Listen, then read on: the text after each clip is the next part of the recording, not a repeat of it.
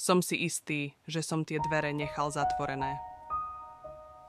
Začalo to v ten večer, keď som sa vrátil domov unavený po dlhom dni v práci. Byt bol tichý, takmer desivo pokojný.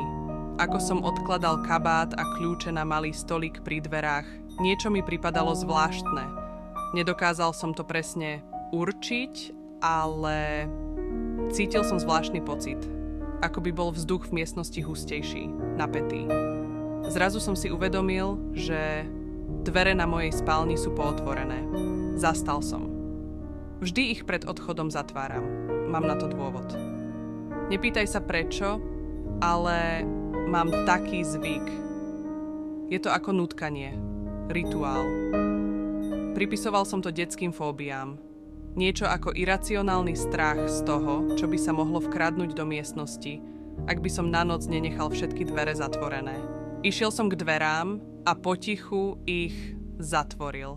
Dvere zavrzgali, keď sa zasunuli na miesto a ja som cítil, ako napätie v mojom tele trochu povolilo. Otočil som sa a zamieril do obývačky, keď sa mi niečo myhlo v zornom poli. Zastal som. Otočil som sa späť. Dvere sa opäť pomaly otvárali. Len o pár centimetrov, ale dosť na to, aby som si to všimol. Začínal som mať pocit, že ma niekto sleduje. Bola to len únava? Alebo možno prievan? Byt bol starý, vrzgajúci. A hoci som nikdy predtým nemal problémy s prievanom, rozhodol som sa to ignorovať.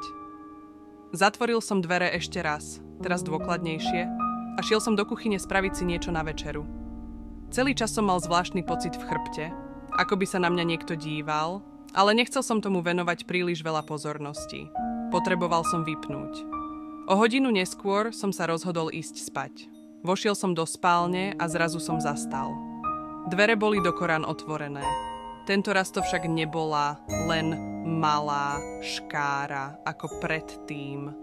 Boli úplne roztvorené, ako by ich niekto naschvál otvoril, zatiaľ čo som bol v druhej miestnosti. Bol som si 100% istý, že som ich zavrel. Môj dých sa zrýchlil a tep mi búšil v ušiach. Zatvoril som ich so zvýšenou opatrnosťou. Tento raz som sa rozhodol, že to skontrolujem. Potiahol som za kľúčku, aby som sa uistil, že sú naozaj zavreté. Dvere držali pevne. Urobil som krok späť a pozeral sa na ne, ako by mi mohli odhaliť nejaké tajomstvo, ktoré som prehliadol. Všetko bolo pokojné. Žiadny zvuk, žiadne myhnutie v rohu oka. Len ticho. V tú noc som však nemohol zaspať. Neustále som sa prehadzoval a každú chvíľu sa prebudzal s pocitom, že niečo nie je v poriadku. O 3:00 ráno som počul slabé vrzgnutie. Otvoril som oči a pozrel smerom k dverám.